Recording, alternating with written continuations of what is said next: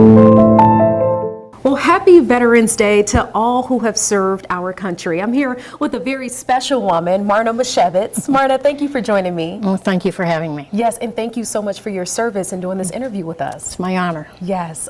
Can you first start by telling everybody when did you serve? I joined the Army in 1966 when it was still the Women's Army Corps. And I went to basic training in Fort McClellan, Alabama. Then I went to some training in Fort Benjamin Harrison, and then my first assignment was in Fort Sill, Oklahoma.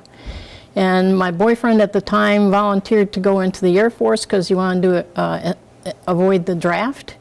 And so since he was doing something, I decided I would do something. I volunteered for the Army and eventually volunteered to go to Vietnam. Spent 2 years in Vietnam, 1968 to 1970, and then I spent a year at the U.S. Embassy in Cambodia from 1972 to 1973.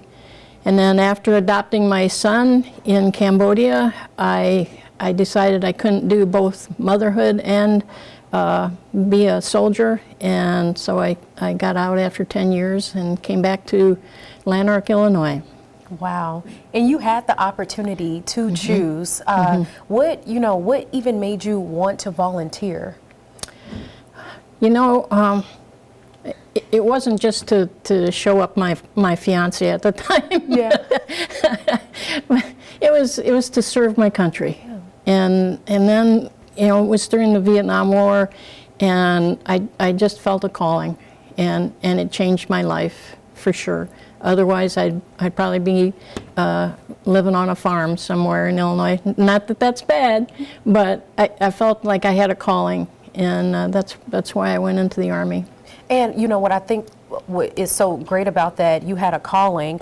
This group you're a part of, the Rockford SheVets, you know, other women had a same, you know, kind of calling, and you all have that sisterhood and camaraderie with each other. How has the group, being a part of the Rockford SheVets, how has that been for you? Oh, it's a blessing, a true blessing, because I get to be around fellow women veterans. I belong to other organizations, but just to be around other women that are not invisible. You know, we get to share experiences and have a camaraderie that sometimes, I'm not putting down the other organizations, please, I don't think that, but I have a camaraderie with these women that I feel was lacking before I got to join. And it's just been a good thing for me to be able to share my experiences and know that I'm not alone.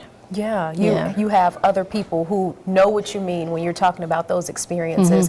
And I want to really quick go back to when you said invisible. Talk about that.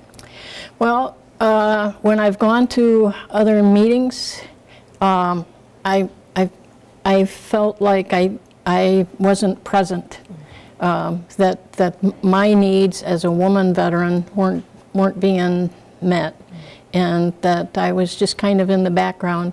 And a lot of women feel like when they get out of the service, they aren't veterans. But oh, we are all veterans, no matter what sex, gender, where we served or when we served, whether it was stateside or in a combat zone. We're all doing our service, and that's important. Yeah. And SheVets has helped me a lot. Love that. And for the women who may see this story, you know, they may be veterans and not involved in a group, why should they join? They have the opportunity to get help, for one thing, get assistance, but they also have the opportunity to network with other women veterans and advocate for women veterans issues. Sisterhood, network, all great things. Maryna, thank you so much. Thank you. Yes, and I wish you a happy Veterans Day and all the men and women out there too. Thank you. Thank you.